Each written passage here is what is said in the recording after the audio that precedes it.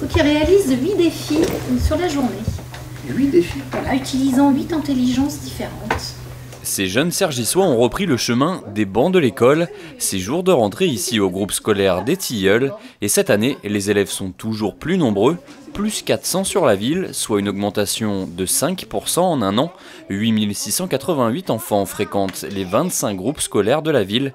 Une conséquence logique de la politique menée par la municipalité. Deux raisons. Une raison qui est liée à la dynamique cergissoise. On construit maintenant depuis plusieurs années environ 500 logements par an.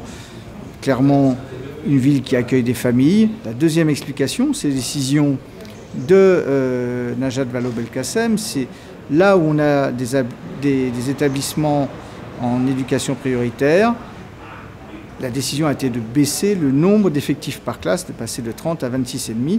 Tout ça nous donne la création de 12 classes. À quelques kilomètres de là, à Pontoise, même constat, les élèves sont de plus en plus nombreux. La ville accueille 300 élèves supplémentaires, soit près de 10% d'augmentation, et a dû ouvrir 11 classes. La conséquence de l'arrivée du pôle judiciaire de la gendarmerie et de la construction du nouveau quartier Bossu. Pontoise se prépare donc à accueillir toujours plus d'élèves à l'avenir. À terme, sur 3 ans, ça fait pratiquement 15 classes à 20 classes supplémentaires qu'on va devoir ouvrir.